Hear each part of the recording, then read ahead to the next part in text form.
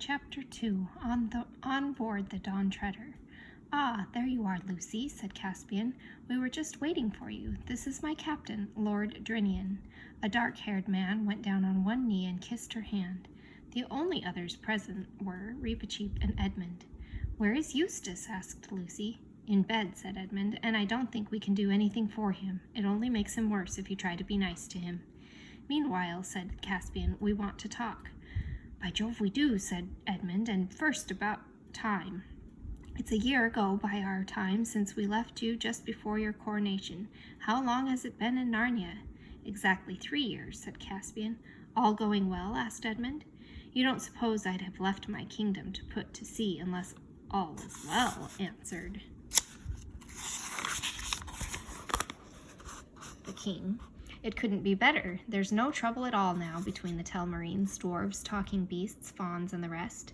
We gave those troublesome giants on the frontier such a good beating last summer that they pay us tribute now, and I had an excellent person to leave as regent while I'm away.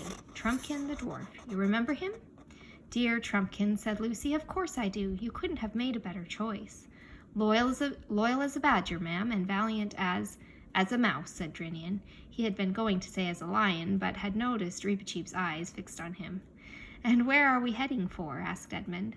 "Well," said Caspian, "that's rather a long story. Perhaps you remember that when I was a child my usurping uncle Miraz got rid of 7 friends of my father's who might have taken my part, by sending them off to explore the unknown eastern seas beyond the lone islands."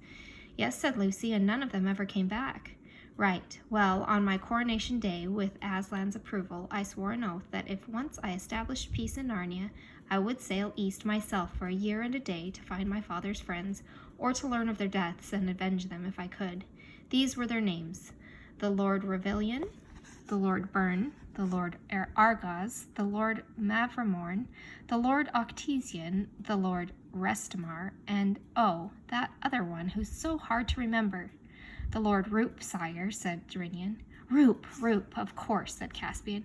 "That is my main intention, but Reepicheep here has an even higher hope." Everyone's eyes turned to the mouse. "As high as my spirit," it said, "though perhaps as small as my stature. Why should we not come to the very eastern end of the world, and what might we find there? I expect to find Aslan's own country. It is always from the east, across the sea, that the great lion comes to us." "I say, that is an idea," said Edmund in an odd voice. "But do you think," said Lucy, "Aslan's country would be that sort of country? I mean, the sort you could ever sail to?" "I do not know, madam," said Reepicheep, "but there is this. When I was in my cradle, a wood woman, a dryad, spoke this verse over me: 'Where sky and water meet, where the waves grow sweet, doubt not, Reepicheep, to find all you seek. There is the utter east.'"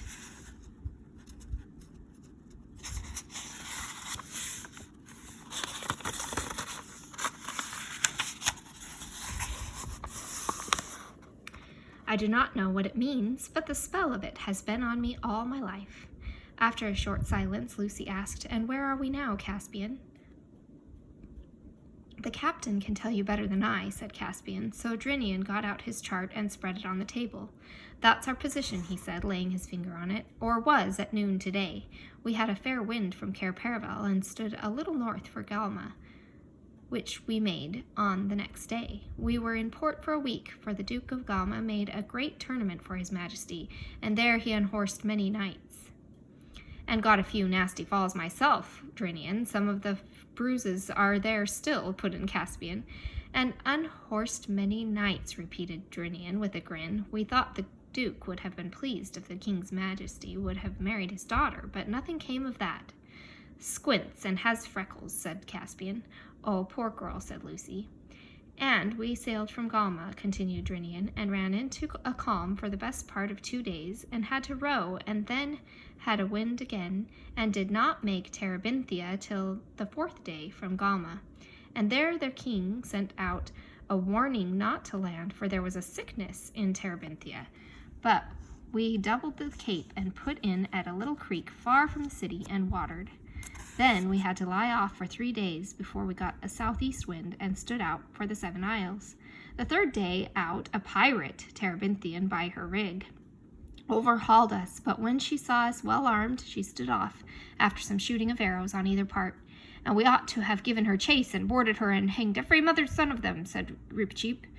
And in 5 days more we were in sight of Muil, which, as you know, is the westernmost of the 7 isles. Then we rowed through the straits and came about sundown to Redhaven on the Isle of Bren, where we were very lovingly feasted and had victuals and water at will. We left Redhaven 6 days ago and have made marvelously good speed, so that I hope to see the Lone Islands the day after tomorrow. The sum is, we are now nearly 30 days at sea and have sailed more than 400 leagues from Narnia. And after the Lone Islands, said Lucy. No one knows, your majesty, answered Drinian, unless the Lone Islanders themselves can tell us.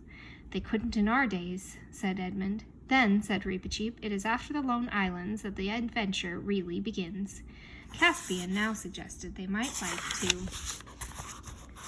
be shown over the ship before supper, but Lucy's conscience smote her, and she said, I think I really must go and see Eustace. Seasickness is horrid, you know. If I had my old cordial with me, I could cure him. But you have, said Caspian. I'd quite forgotten about it. As you left it behind, I thought it might be regarded as one of the royal treasures, and so I brought it, if you think it ought to be wasted on a thing like seasickness. It'll only take a drop, said Lucy. Caspian opened one of the lockers beneath the bench and brought out the beautiful little diamond flask which Lucy remembered so well. Take back your own queen, he said. Take back your own, queen, he said. Then they left the cabin and went out into the sunshine. In the deck there were 2 large, long hatches, fore and aft of the mast, and both open, as they always were in fair weather, to let light and air into the belly of the ship. Caspian led them down a ladder into the after hatch. Here they found themselves in a place where benches for rowing ran from side to side, and the light came in through the oar holes and danced on the roof. Of course, Caspian's ship was not that horrible thing, a galley rowed by slaves. Oars were only used only when wind failed, or for getting in and out of harbor. And everyone, except Reepicheep, whose legs were too short, had often taken a turn. At each side of the ship, the space under the benches was left clear for the rowers' feet, but all down the center there was a kind of pit which went down to the very keel, and this was filled with all kinds of things: sacks of flour, casks of water, barrels of pork, jars of honey, skin bottles and apples and nuts and cheeses, biscuits, turnips, sides of bacon. From the roof, that is, from the underside of the deck, hung hams and strings of onions, and also the men of the watch off duty in their hammocks.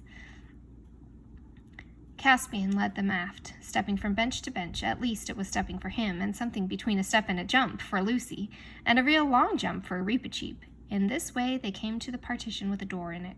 Caspian opened the door and led them into a cabin which filled the stern underneath the deck cabins in the poop. It was, of course, not so nice. It was very low, and the sides sloped together as they went down, so there was hardly any floor, and though it had windows of thick glass, they were not made to open because they were under water. In fact, at this very moment the ship pitched. They were alternately golden with sunlight and dim green with the sea. You and I must lodge here, Edmund, said Caspian. We'll leave your kinsmen the bunk and sling hammocks for ourselves. I beseech your majesty, said Drinian. No, shipmate, said Caspian. We have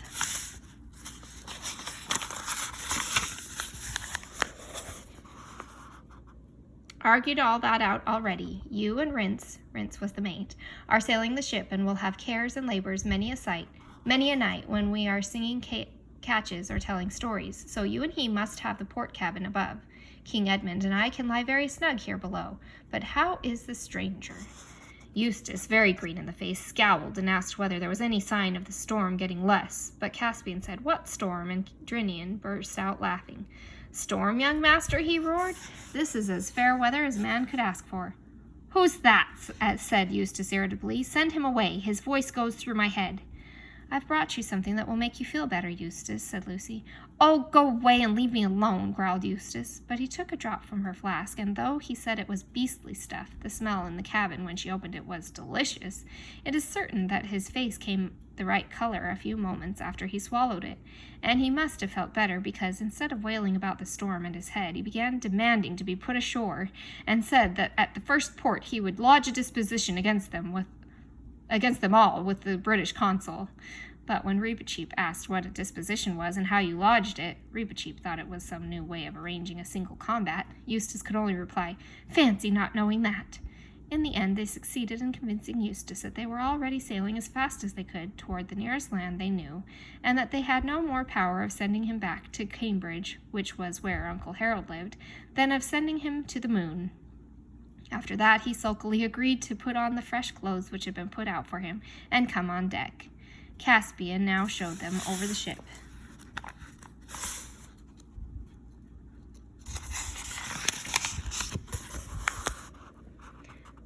Though indeed they had seen most of it already. They went up on the forecastle and saw the lookout man standing on the little shelf inside the gilded dragon's neck and peering through its open mouth. Inside the forecastle was the galley, or ship's kitchen, and quarters for such people as the boatswain, the carpenter, the cook, and the master archer. If you think it odd to have the galley in the bows and imagine the smoke from its chimney streaming back over the ship, that is because you are thinking of steamships where there is always a headwind. On a sailing ship, the wind is coming from behind, and anything smelly is put as far forward as possible. They were taken up to the fighting top, and at first it was rather alarming to rock to and fro there and see the deck looking small and far away beneath. You realized that if you fell, there was no particular reason why you should fall on board rather than in the sea. Then they were taken to the poop, where Rince was on duty with another man at the great tiller, and behind that the dragon's tail rose up, covered with gilding. And round inside it ran a little bench. The name of the ship was Dawn Treader. She was only a little bit of a thing compared with one of our ships, or even with the cogs, dromons, carracks, and galleons, which Narnia had owned when Lucy and Edmund had reigned there under Peter as the High King. For nearly all navigation had died out in the reigns of Caspian's ancestors. When his uncle Miraz, the usurper, had sent the 7 lords to sea, they had to buy a Galmian ship and man it with hired Galmian sailors. But now Caspian had begun to teach the Narnians how to be seafaring folk once more, and the Dawn Treader was the finest ship he had built yet. She was so small that forward of the mast there was hardly any deck room between the central hatch and the ship's boat on one side and the hen coop. Lucy fed the hens on the other. But she was a beauty of her kind, a lady, as sailors say, her lines perfect, her colors pure, and every spar and rope and pin lovingly made. Eustace, of course, would be pleased with nothing, and kept on boasting about liners and motorboats and aeroplanes and submarines, as if he knew anything about them, muttered Edmund.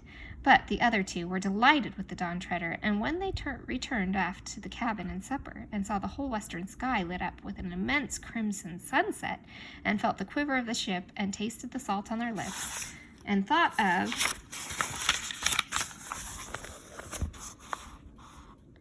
Unlands on the eastern rim of the world, Lucy felt that she was almost too happy to speak. What Eustace thought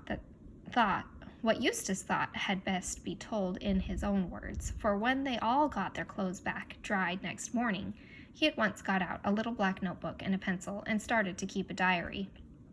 He always had this notebook with him and kept a record of his marks in it, for though he didn't care much about any subject for its own sake, he cared a great deal about marks, and would even go to people and say, "I got so much, what did you get?" But as he didn't seem likely to get many marks on the Dawn Treader, he now started a diary. This was the first story. August 7th. Have now been 24 hours on this ghastly boat, if it isn't a dream. All the time a frightful storm has been raging. It's a good thing I'm not seasick. Huge waves kept coming in over the front, and I have seen the boat nearly go under any number of times. All the others pretend to take no notice of this, either from Swink or because Harold says one of the most cowardly things ordinary people do is shut their eyes to facts. It's madness to come out into the sea in a rotten little thing like this, not much bigger than a lifeboat, and of course absolutely primitive indoors. No proper saloon, no radio, no bathrooms, no deck chairs. I was dragged all over it yesterday evening, and it would make anyone sick to hear Caspian showing off his funny little toy boat as if it were the Queen Mary. I tried to tell him what real ships are like, but he's too dense. E and L, of course, didn't back me up. E and L are Edmund and Lucy, right? I suppose a kid like L doesn't realize the danger, and E is buttering up C, as everyone does here. They call him a king. I said I was a Republican, but he had to ask me what that meant. He doesn't seem to know anything at all. Needless to say, I've been put in the worst cabin of the boat, a perfect dungeon, and Lucy has been given a whole room on the deck to herself. Almost a nice room compared with the rest of this place. C says that's because she's a girl. I tried to make him see what Alberta says, that all that sort of thing is really lowering girls, but he was too dense. Still, he might see that I shall be ill if I am kept in that hole any longer. E says we mustn't grumble because C is sharing it with us himself to make room for L, as if that didn't make it more crowded and far worse. Nearly forgot to say that there is also a kind of mouse thing that gives everyone the most frightful cheek. The others can put up with it if they like, but I shall twist his tail pretty soon if he tries it on me. The food is frightful, too. The trouble between Eustace and Reepicheep arrived even sooner than might have been expected. Before dinner next day, when the others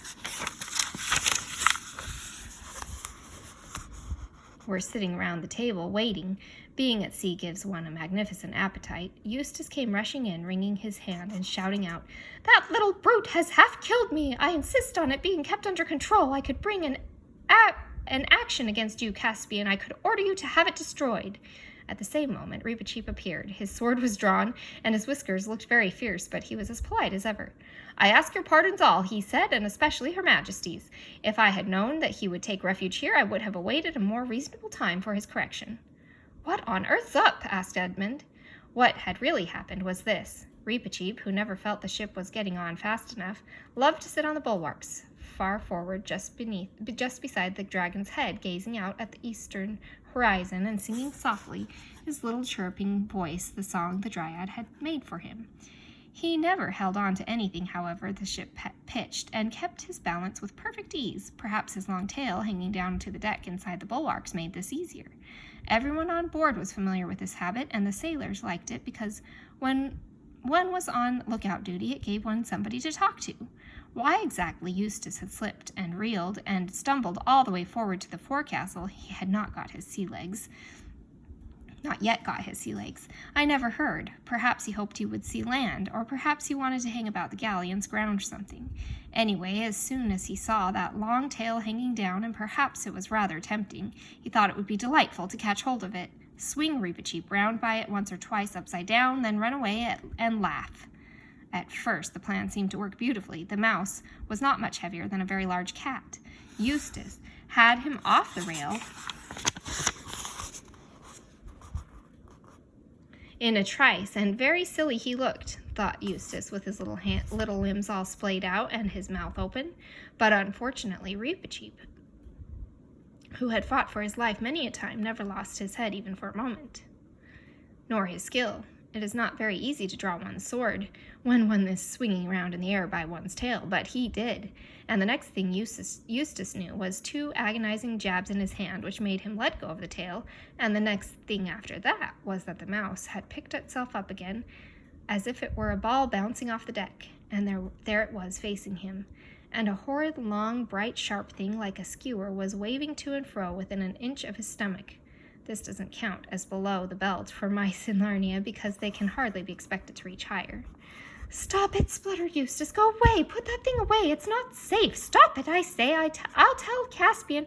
I'll have you muzzled and tied up."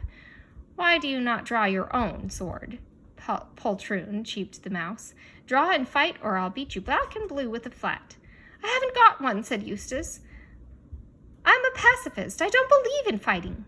"Do I understand," said Reepicheep, withdrawing his sword for a moment, and speaking very sternly, "that you do not intend to give me satisfaction?" "I don't know what you mean," said Eustace, nursing his hand. "If you don't know how to take a joke, I shan't bother my head about you." "Then take that," said Reepicheep, "and that, to teach you manners, and the respect due to a knight and a mouse's tail."